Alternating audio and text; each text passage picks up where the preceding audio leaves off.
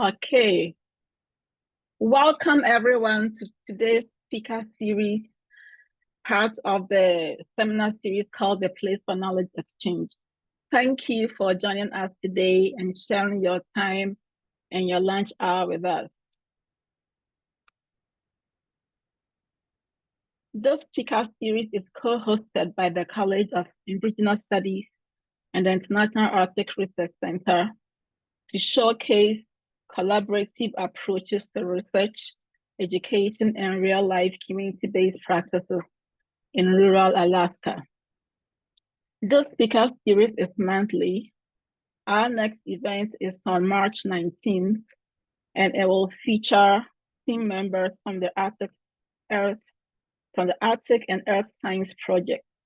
Please stay tuned for details on this event. And through this project, we have supporting facilitators who have connected with our featured speakers and are in the background facilitating and working on the logistics. These include myself, Josie Sam, Arlo Davis, who is the Diversity and Inclusivity Coordinator for the International Arctic Research Center, Jamie Ferns, who is the Event Coordinator at the College of Indigenous Studies and the Community and Technical College, and Santa Roach, who is Assistant Professor in the Department of Alaska Native Studies and Rural Development. In respect of the Indigenous people before us, and in now the physical space we share at UAF, we would like to start this webinar with the land acknowledgement. We acknowledge that everywhere we live and work is native land. We recognize, appreciate, and honor Indigenous peoples and their past, present, and future land stewardship. We are committed to building long-term reciprocal relationships with Indigenous organizations and knowledge holders to create relevant and actionable information in support of their sovereignty and self-determination.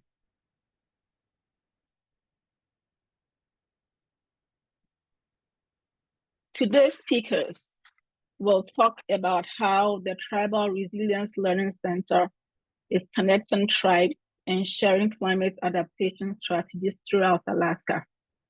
We thank them in advance for sharing their knowledge with us today. We have the team from the Alaska Tribal Resilience Learning Network, including Krista Heeringa, who is the coordinator, and Laurie Petrauski, Malinda Chase, and Jerilyn Kelly, who are all tribal climate resilience liaisons.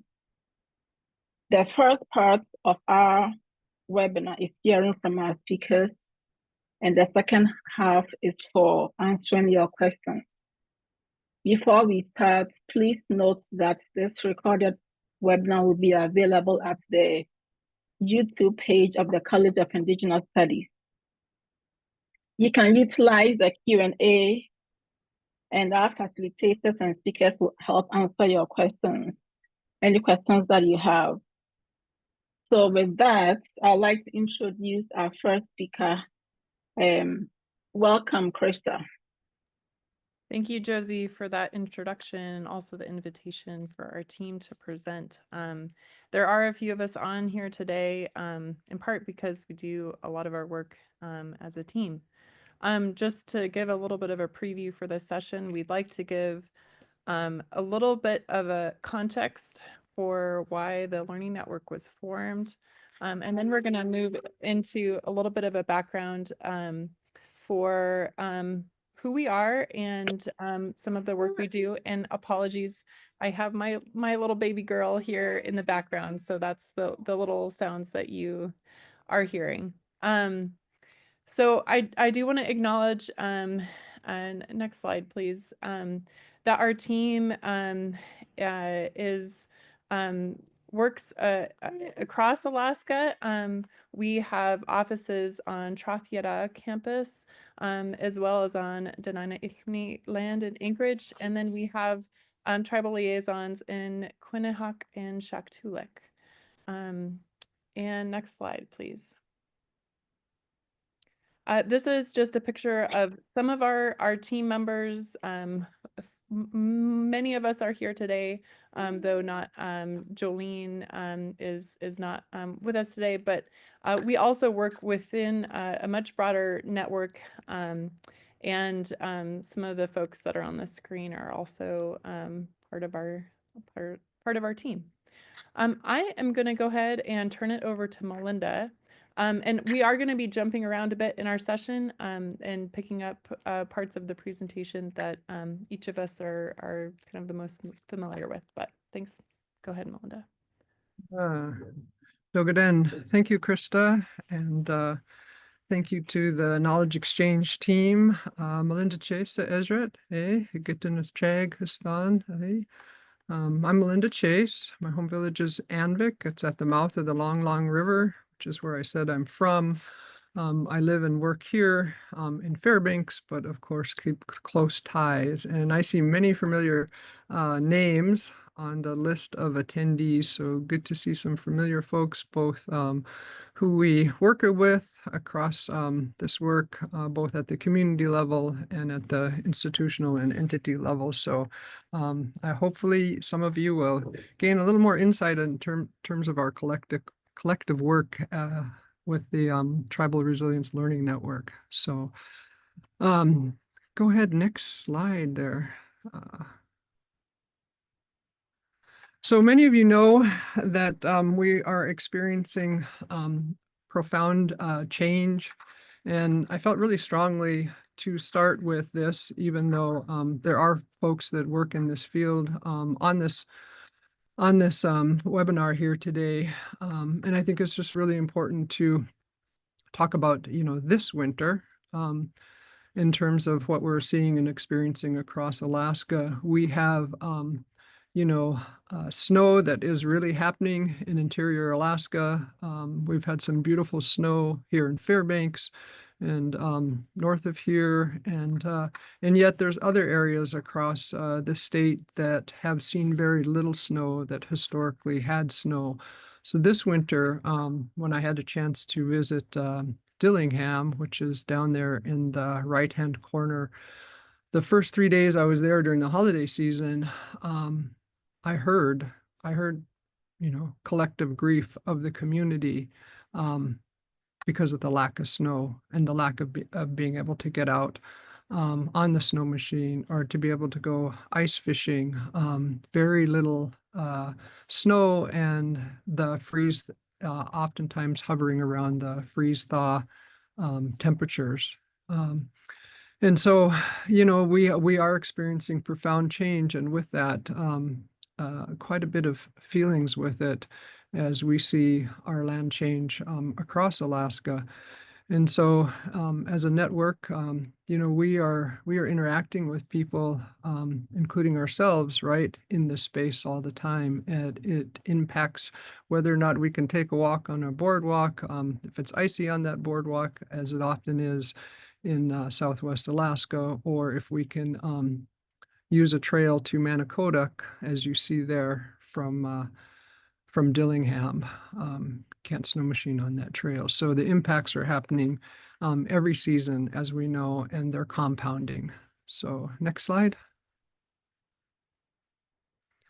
And of course, we're seeing the extreme events. Many of you may be aware that the Alaska Center for Climate Assessment and Policy just came out with Changing Environment, an update of what we're experiencing in the last 5 years. And we are seeing more and more extreme events across Alaska, and our villages are dealing with them, in multitude, and perhaps maybe they might be not experiencing them, but upriver or downriver or the next region might be experiencing them if they're having a good year, whether that's having a good year for berries and somebody else is having a poor year. But we're definitely moving into more frequent extreme events with the warming trends we have. And so part of our role is also to work with communities and work with some of the expertise that we have here at at the International Arctic Research Center. And this picture here is Rick Thoman, who is talking about those extreme events when we help host communities that are, of course, can validate those extreme events. So next slide. And of course, this is all happening in the context that many of you also know, right? This is one of our favorite slides to show because Alaska not only is going through rapid change, but our current context is profound change. Really, you know, if you think about it, we are a state that is just over right around 60 years old and a little bit beyond that. And in that time period, you know, it's been a place of rapid social change and rapid institutional change.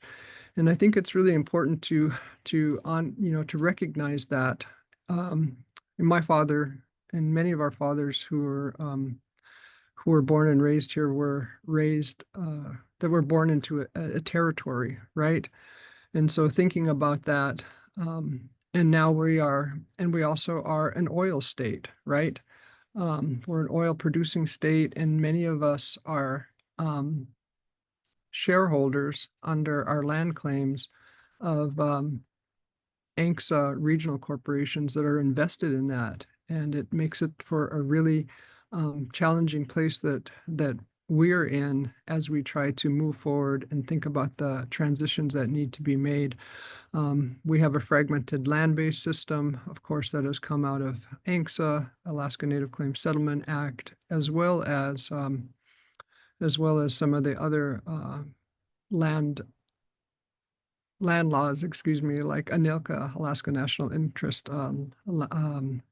Act that was passed. And of course, within that, we are trying to maintain as we see those extreme events. So I think it's really important to stress this, and at the same time, we have many positive things going on, you know, whether it's something like seeing our first animated show come on board, or whether people are taking action at the local level. So we have this context of Alaska of quite a bit of change in our history. Next slide. Well, what I really wanted to raise up today as we have this the hour of exchange, and I know we're going to have a Q&A, is we have recently entered, as you know, into a much more time that we are going to and recently are facing more disruption and more change. And I wanted to pose this question as we move forward into the rest of this presentation, because this is a knowledge exchange. And I talked with our hosts and said, you know, as we move forward into this, given that we are all here in this time and space within this concept, I mean, context of rapid change in Alaska history, rapid change right now with climate, but also increasing disruption with how our governance system is. And we're seeing that on a daily basis now. So what I'm hoping that as you go through this presentation, you really think about, and we can have some discussion about, how are we going to proactively collaborate with one another to strengthen our collective efforts as we move into this time of increased disruption across Alaska that comes from our governing, whether it's at the local level or at the national level or state or other areas. I think it's a critical question that we be asking ourselves, because we can't keep doing business as usual, and I can't do a presentation that is business as usual. So, all right, next slide. So in terms of the Alaska Tribal Resilience Learning Network, I came on, I think, about 8 years ago. I'm heading into my 9th year, and it took me quite a while to get my feet on the ground in terms of the multiple partnerships that I participated in as the first tribal liaison based here at the Alaska Climate Adaptation Science Center. We had a partnership previously with the Aleutian Pribilof Islands Association, who hosted the tribal liaison position.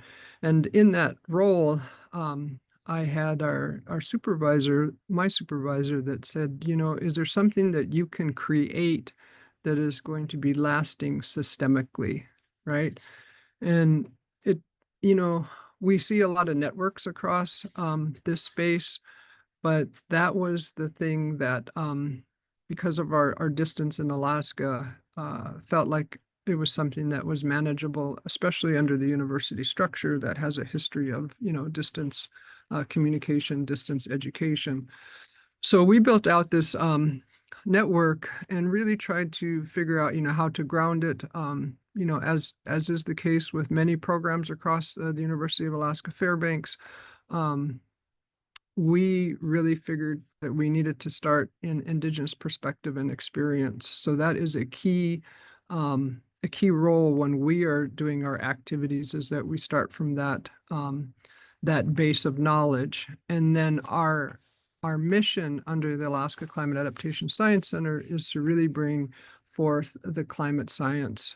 That's part of the role of the tribal liaisons, is to elevate that use of climate science information, but the understanding of it as well, and the access to the tools that are being produced, really to help decision making and to help forward climate adaptation. So a Venn diagram is not new, but what we're seeing right now is sort of that middle section of climate adaptation is the interest that is vastly growing, and our villages, because they're experiencing such extreme events, know that that's an area that they're interested in.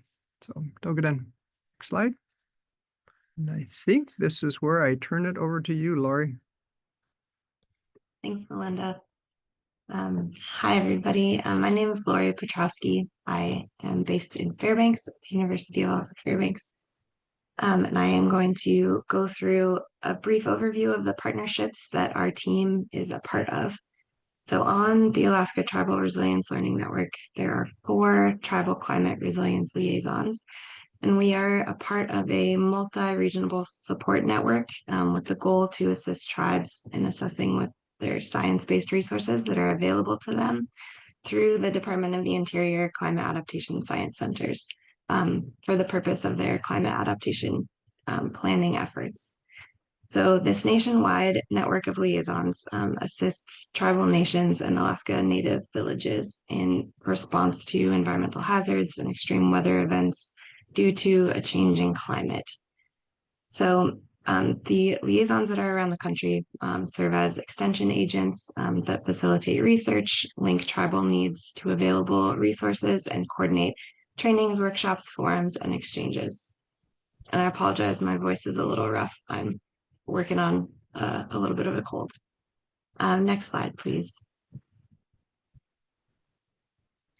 So 3 of the liaisons on our Learning Network team work for the Native American Fish and Wildlife Society, which is a nonprofit that was founded in 1983 to assist the Native American and Alaska Native tribes with management of their fish and wildlife resources. So they do this through hosting conferences, webinars, trainings, internships, scholarships, and some working groups. And they have a national staff that includes a biology team, an invasive species team, a grants team, and a tribal mapping analyst. So in the Alaska region here, we have 2 directors, and they are Orville Huntington and Hope Roberts. And so then on the other side of this, the Alaska Climate Adaptation Science Center was established in 2010. And this was a part of the National CASC network, as you can see in the map, to provide scientific information and tools to managers, including tribes, so that they can use those to adapt to their climate change. So the CASC system was congressionally mandated, and the Alaska CASC operates as a partnership between the USGS and the University of Alaska Fairbanks. So the Alaska Tribal Resilience Learning Network team is made up of liaisons who are connected to the broader BIA Tribal Liaisons Network, the Native American Fish and Wildlife Society, and the Alaska Climate Adaptation Science Center. So we're kind of juggling a lot of different partnerships at the same time.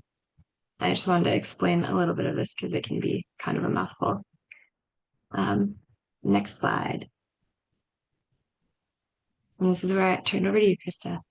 Thanks, Lori. Lori, you've done a much better job in providing that overview than I could have done.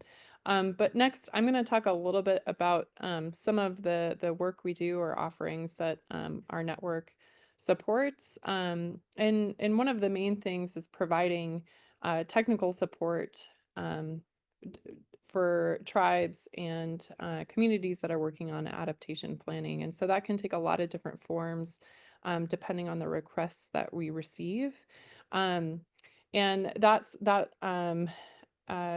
occurs across the state of Alaska. So we have traveled to a lot of different parts in it of the state. And again, it's just based on request.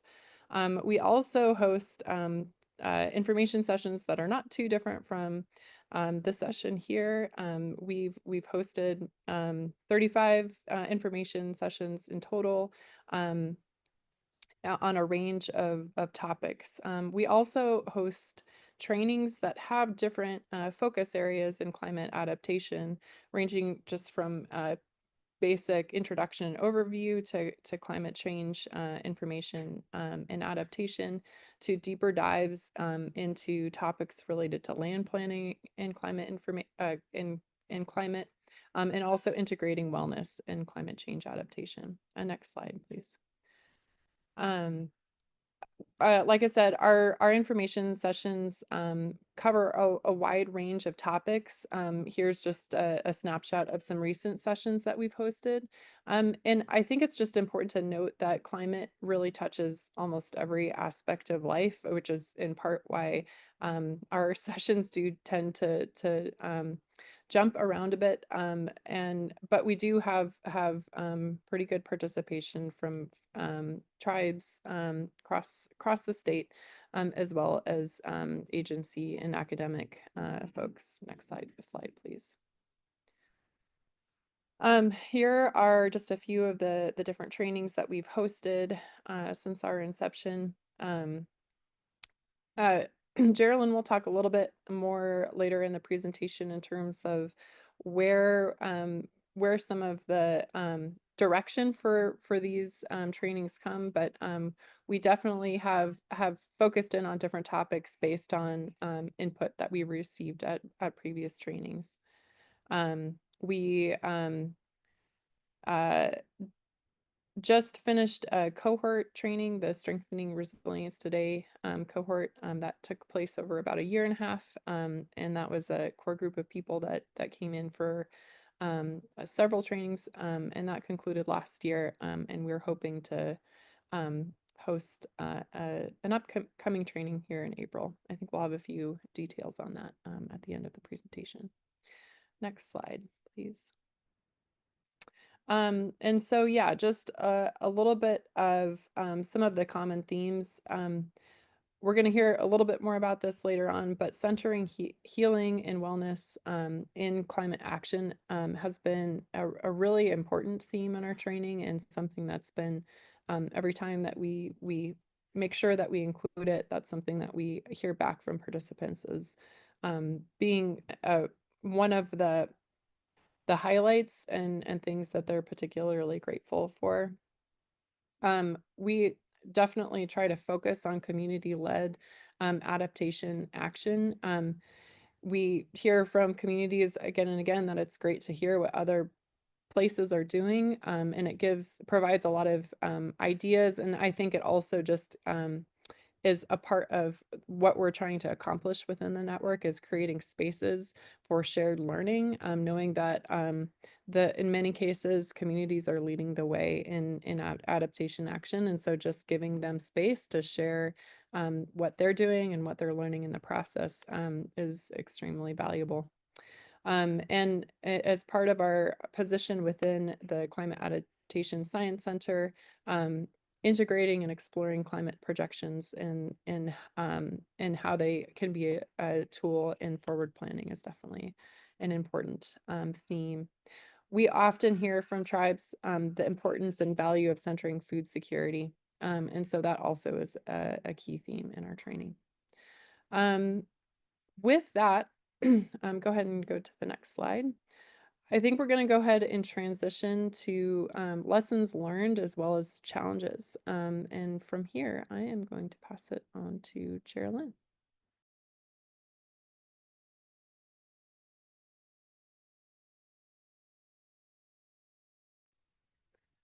Koyana Ilagakalita this afternoon. My name is Jerilyn, and I am based out of Quinnahock, which is in the YK Delta. And on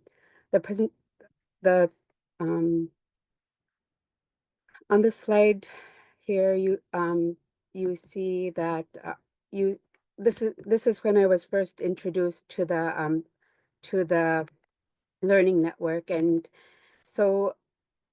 As I was or when I was an IGAP coordinator for our tribe, there's a lot of capacity building and training and workshops that IGAP coordinators are that are available to IGAP coordinators. And so when I first heard about building resilience today,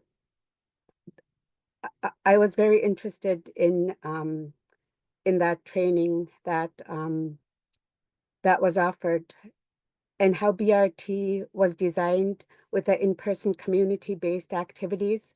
I was able to see, like, firsthand how much more that could accomplish. For instance, the subsistence cycle calendar that we created here in our community, I couldn't have done that on my own. And so I was really appreciative that that Malinda, Ryan, and Jeremy came out to Quinnahock and held some in-person trainings and workshops for us. As an Indigenous woman, I don't participate in all subsistence activities such as hunting. So creating this subsistence calendar with our community, both with hunters and gatherers, was educational even for myself.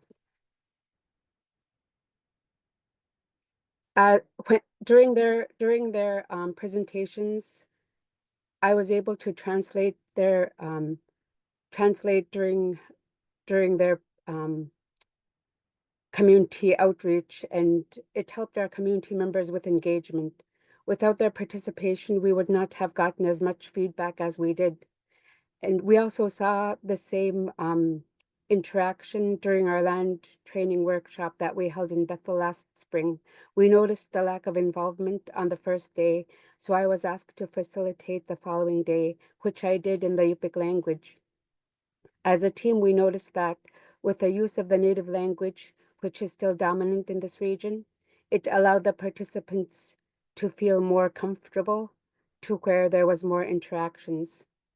The trainings that we offer are not siloed to a particular local entity, but we try to make them available to all entities, like in the local government, the tribe, the municipalities, and the land managers, which are the corporations. We listen to the communities and try to provide trainings based on their needs and their priorities. Without a direct relationship with the tribes and communities, we would not know what their issues are. That is why I really liked, that is what I really liked about BRT. As a participant, our feedback was heard and the information was delivered. Next slide.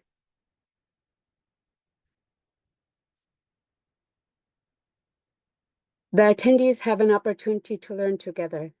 Learning about the issues that they have in common allows the participants to have empathy towards each other. My community has gravel roads, and many homes have gravel pads that they put their houses on. As a local leader, I used to consider suggesting that we create a boardwalk subdivision because there are some boardwalk villages across the bay. As a participant, I was learning about the issues that some of these villages face, and I changed my mind about the possibility of building a boardwalk subdivision. And years later, I still like the bonds that we created with the people that we learn with, with like in other communities, it's still there. And so like even today, when I see some of the other attendees or participants, it's really nice to catch up with them. And so the connections that are made within this network are worthwhile. We learn a lot from multi-generational interactions. It allows participants to have a space to hear how things were back then, to learn about the current issues that we're facing today, and to hear our hopes for tomorrow. This can help make progressive efforts to move forward, acknowledging previous efforts that did not work, or to hear different ideas or solutions. This last bullet point is an important aspect of the learning network. And so like, and that's why I feel so fortunate to be part of this team. We need to be adaptive and be up to date with current information. Similar to the climate impacts that we now face that are unpredictable, rural tribes go through different issues, and the support that they need vary from one community to the next. Although our priorities are unique and different, they do learn that other communities are facing similar issues that they can learn ideas or solutions from. And Malinda, if you want anything to add, I'll give it over to you. I think you've covered it. You've done a great job. I think we have the next slide. All right. Did you want to handle this, Jerilyn, or do you want me to move forward on it? Go ahead, Malinda. Thank you. All right. Well, we definitely operate as a team. And I think one of the things that Krista touched on is just really the importance of wellness, and that is common feedback that we get. So during our training, it's really important for us to provide a space for some of that connection that Jerilyn talked about, that bond to be built, creating a sense of community, and providing space for reflection, rest, having interaction. And some of that interaction is play, and that might happen around information that we present, putting it in a form where people can take in that information, which often can be overwhelming, in a way that provides some good interaction. And I just want to pause on that for a moment because of how significant, and there's another bullet point later on in the slide talking about the weight of climate issues. And a lot of the people who come in for training are leaders, or their staff, or they're the coordinators dealing with community climate impacts. And they need a space to not just connect, but also at times to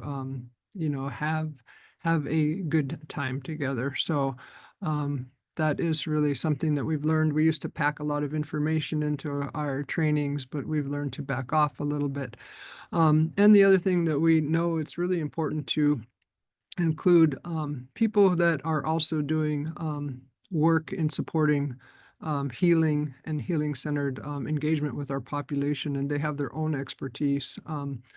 We've been fortunate enough to fold in some of our Indigenous faculty here at the University of Alaska Fairbanks, in particular faculty member, Indigenous scholar Laverne Dementif has presented several times and gotten positive feedback each time. And then, and so we just feel like that's something that we need to keep building upon, because oftentimes they're doing really rich research with our population. And then I think also Jerilyn, she covered the issue of really needing to, the reality of centering the language, right? Climate impact, climate has its own language around learning about it. You know, what is this? What scenarios, right? I mean, what does that really mean? What is a climate model? What are, you know, some of these things that we have to explore. But how do we explore it and use accessible language for folks? And then, as Jerilyn said, you know, who's facilitating some of that? There's always different kinds of language that we encounter in this work. And so that's really critical. Next slide. The other thing is really looking at, you know, how do we support collective work across the communities that we're working with, not just the physical communities, but the communities of various levels of expertise. I already mentioned, you know, folding in Indigenous faculty. We have some really caring and solid scientists that are always willing to contribute, and we are able to rely on them. And so what we found out, I've heard in the past some people state that, you know, maybe not spend as much time on the Western science. This is outside of our training, but in all of the training that we've given and the feedback that we get is that our during training, communities and attendees really appreciate hearing from climate scientists and Western scientists, because you have to think about, you know, it providing them a space to ask questions in a space that is safe, getting to know some of the scientists, getting to see some of the work that's being done. That may not have happened for some of our population before. And then we've also gotten consistent feedback on really learning from other communities. Again, Krista mentioned this. That's really critical. Jerilyn mentioned it. And then another thing that we are really trying to do, and probably we'll talk about this, you know, if we return to that question I asked, is, you know, trying not to duplicate effort that's happening across Alaska. I mean, across the university, as well as other areas in Alaska for folks and entities that are working with some of the same communities. All right, next slide. So some of the challenges that we just got through sharing with you, some of the successes and the things we've learned in working with our communities, but we do face challenges, right? And I think, you know, I mentioned some of the disruption, of course, that is happening with our extreme events, you know, with what communities face, not just on the climate and the weather impacts, but also on the governance. And so I felt really strongly that when we are providing this this knowledge exchange today, that we are forthright about some of the challenges that the Learning Network has faced in working with our communities, working across various institutions. And again, Jerilyn, I mean, Krista touched on some of this, you know, that the work is not easy. You know, many of us on this webinar know that climate touches most all areas of life now. And so we've had a hard time at times, like honing in. We could cover so much during training, and we could cover a big breadth of content, but then at the same time, we may need to dive deep. So that's been a challenge, you know, how to balance that, how to focus in on that. The other area that's been a challenge that we've keep trying to refine and work on with some of our scientists that we have access to here is, you know, they are producing climate science tools, and a lot of times those are in graphs and those are in trend lines, but how do we continue to make those relevant and understandable and accessible, especially when there might be community specific. So those community stories and how they play out with our climate tools can be a challenge at times, but we just keep trying to dive deeper into that. I think the other area that we feel that there's a challenge in is providing climate science. I think, as I mentioned before, tribes are appreciative and of understanding some of the science. We have, various generations that may or may not understand the carbon cycle and why there's so much, why the earth is warming up, right? And so how do we make sure we cover that? And at the same time, because we're having extreme events and the impacts are speeding up, communities are saying, okay, we know the science is there and we want it, but we really have got to be adapting. So that balance of how do you address those? I know we're running short on time here. The other thing is, what actions are critical now? I think we know the next, 10 to 15 years, we have to be taking action now. And it's a challenge, I think, to try to convey where we're at. We often hear a phrase that I remember hearing from Jeremy Littell, who's one of our, he works with us frequently because he provides the climate projections for communities, and he's like, we're in for a wild ride, and how do we keep looking at, people often think 2050 is a long time away, but it's not. 2040 is not a long time away. It's 15 years. A child can be a teenager before you know it, right? So I think that that's a challenge in conveying, but again, with the speeding up of some of our impacts, I think people are understanding that a lot more. The weight of the issues are not easy. During some of the presentations, we had a talk during one of our last trainings with the Strengthening Resilience, where we were looking at the borealization of the Arctic, in terms of the vegetation moving north and what that means for some of our animals. And so, the grief that's involved with what some of those animals mean, and then you couple that with the fragmentation that's happening at the governmental level, whether it's local or federal or state, and it can be pretty rough, right?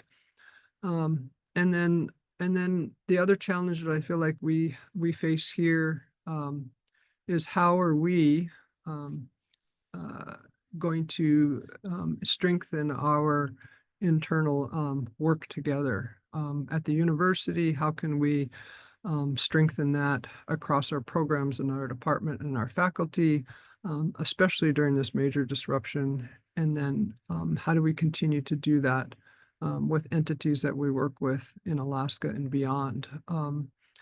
This last picture here that you see is actually when I was at home in my home village of Anvik. And this is, Anvik is 60 miles in from the coast. It was the day after Murbach hit. People were still, trying to assess damages. And this is an old rectory building that was built in the late 50s that has been used off and on, but it currently houses a lot of our old pieces of, people would call them artifacts. It has a lot, it's a lot of our masks and various historical materials are currently being stored in there. And what you don't see here is there's an electrical line down, right? And everybody was so busy trying to respond to their boat or the impact locally to their house, that this couldn't be dealt with. I don't think it was dealt with for 3 days. So there was an electrical line down. These trees are down. And I know it was during hunting season, right? So people are also trying to make sure that if they had electricity down, is their meat going to be frozen and or maintain frozen if they've cut it up already and they're trying to cut up fish. So, thinking about, how strained some of our communities are, but how do we work together And so next slide. So one of the things that we definitely stress and we've come to know in working with communities, and it really came out of a saying that we heard and then ended up sharing during one of our wellness trainings, and it came out of Canada, and that we do know that we need to take action, that with the amount of change that we're facing, we can lose ourselves, right? It can be a hard thing, whether it's the grief of, seeing a fish die off or a bird die off, or the grief of, perhaps losing a house or a fish camp. We saw that with Murbach, but taking action is something that is highly needed and can help us move beyond that anxiety. So with that, I will end our presentation.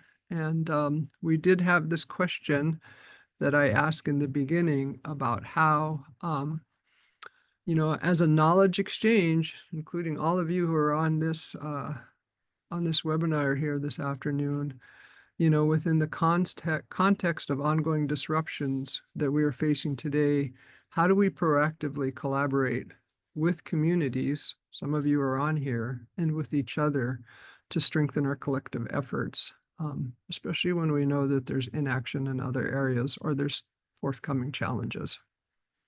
So I will end with that and turn it back over to our hosts.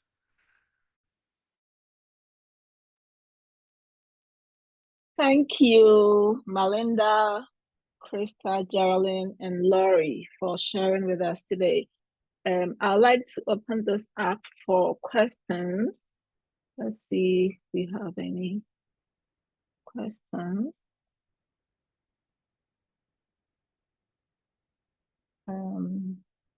Jamie, do you see the Q&A? I don't see any questions here. No questions posted yet, but excited to see them come in.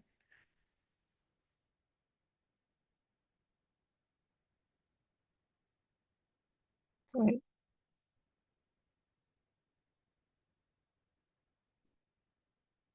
Okay. Malinda. Oh. So I would just ask, because I posed a question to the audience, if there are folks that want to also respond to that question, right? Okay. So, or add additional questions to that. So.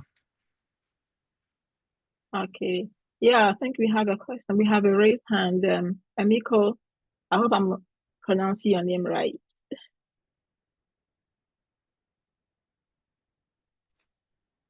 Hi. Yes, we can hear you. Oh, okay. So to tell you that it says your webinar chat is disabled. So if people have questions, I'm not sure if that platform is accommodating that type of digital interaction right now. I don't know if you need to like press a button to change that. So I just want to tell you that. And so my question though, I've actually I just registered about 2 hours training on April 8th to the 10th. And so I wanted to ask about the scale of it, if it's going to be all day for both of those days, so that I can start, managing my schedule and planning ahead for that. So I won't, I don't get in trouble for like attendance with classes. And then, yeah, I submitted my answer in the form about one of the prompts was, what are you hoping to get out of this training? And I wrote about how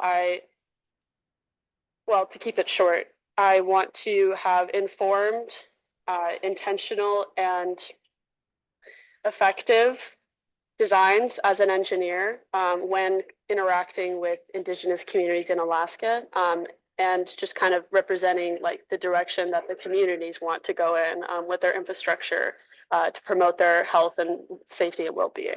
So my question is, just kind of about that direction, like if there's anything you would recommend in my development to, kind of realizing that dream.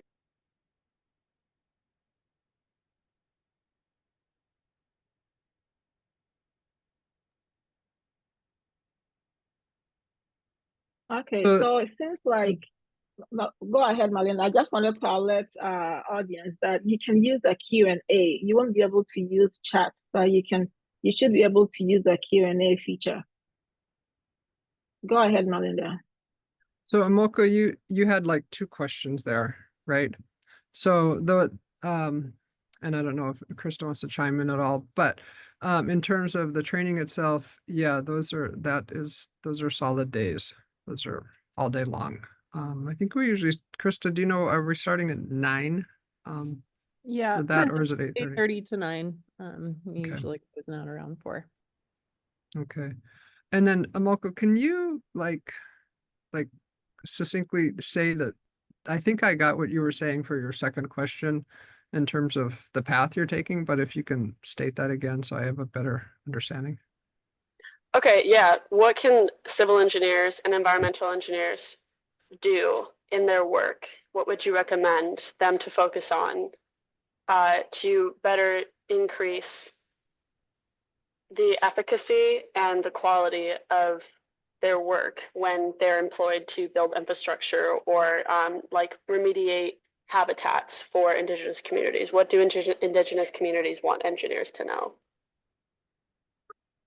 Well, I think one thing that's definitely strong in all of the work that we're doing is, you know, our population wants to co-create, and it doesn't matter where that engineer is coming from, right? If it's an engineer that's an Indigenous engineer, they're still going to want them to co-create with the community because of the local knowledge, the local expertise of the land, of the site that might be being developed, of the knowledge of it. So I think that that's really critical, you know, learning about what does it mean to co-create with the community, what's that process. The other thing that was a really powerful experience for me was a project that happened under Navigating the New Arctic, and it was attending there was a permafrost and infrastructure symposium that took place that I actually was a participant of, but I was like the last one added to the list. And in the end, you know, it was an interesting experience because you had scientists, you had engineers, you had community members. You know, it was sort of that whole convergent approach that that you hear science saying, but it provided a chance for, you know, all those different perspectives to come in and look at, in this case, it was looking at, you know, the two different communities on the North Slope and the impact that they were experiencing from permafrost. But of course, it showed that specifically, and the dialogue that happened during that, with all those different folks. And there was a few funders there. We had a BIA, Tribal Climate Resilience Program. And so I think the more you have an opportunity to engage in that approach, which again, I think, you know, how do we align ourselves to move in that direction, I think is really critical. I think we're not there yet, right? We still have a lot of silos happening. And whether that's because of funding or because of who the partners are, but we have to really be stretching ourselves, you know. So I don't know if that's specific enough, but those are some areas to definitely be exploring. Hi, thank you. That was perfect. Absolutely. Thank you so much. And to make sure that I quote you and give you credit for those important words that you had, is it okay if I get your name so that, you know, I'm more specific about giving credit? Well, I am Malinda Chase, and I think there's some information about me in the chat there in terms of how to spell my name and who I am. Thank you. So we have some questions. We'll see how many we can go. Before I jump to the next question, Laurie, Krista, and Jerilyn, did you want to add anything Malinda's response. I think Melinda did a good job in covering it. I think we could probably move on to the next questions. Okay, thank you. So we have a question from Tricia. I'm keenly aware of the need for healing-centered engagement. How do we do this?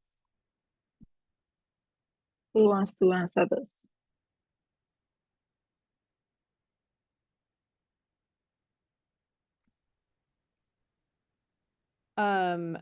Well, I think Melinda and Jerilyn probably could give some input on there for as well. But I think Jerilyn, you want to go ahead?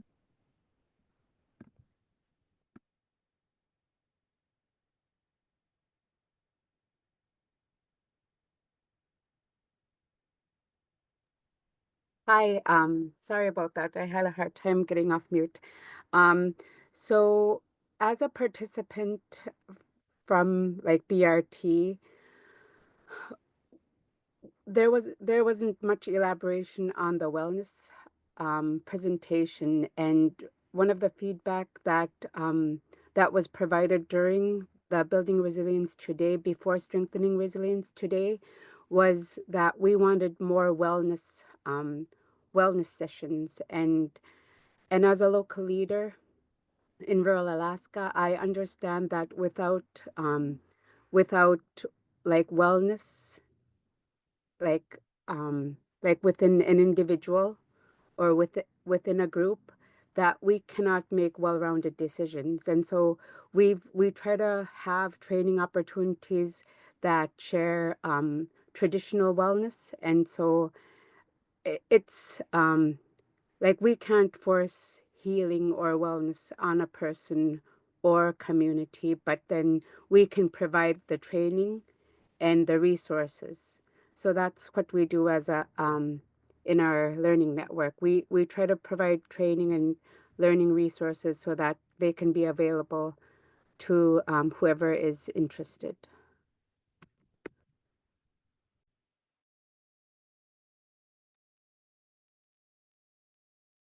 And I think, Trissa, that, I mean, we all know that healing is an ongoing thing, right? And I think I touched upon some of the approaches that we have to use in our training, in terms of making space for connection. I'll give you another example. We're involved in the Relocation, Manage, Retreat, and Protect in Place training that is hosted by BIA. And right now that training, the funding is on pause for many of our communities across the state, right? They're waiting to see if that's actually something that's going to come through from the federal government. But when we were at a training last, what was it, last spring, I think it was, and they had brought us down to Washington because it was a joint training with the Northwest Coast tribes. And we had Southwest villages, and they had so much rain throughout the season, throughout the summer season, that, and I remember it was so striking that some of them shared, they're like, all we want to do is be outside right now because the sun was shining, right? And they had only had 3 days through that whole season. And so realizing that we can keep focusing on trying to get the content and making sure that, that we're profiling the plan and we have adaptation actions, but we have to be making space for that. We have to be making space for, what did I hear? I heard this during some big presentation. We're grieving at the same time we're having to change and make adaptation. And so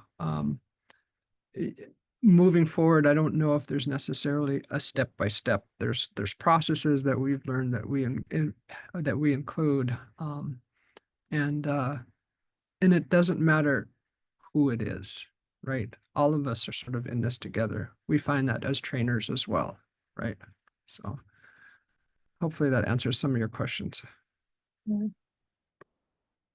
Yeah, we apologize that we weren't able to get to all your questions, but Thank you for joining us today, and thank you to our panelists, Malinda, Krista, Jerilyn, and Laurie, for sharing your knowledge with us today. You can view this recording at the YouTube webpage of the College of Indigenous Studies. And take care, everyone, and see you next month for our next webinar. Thank you all.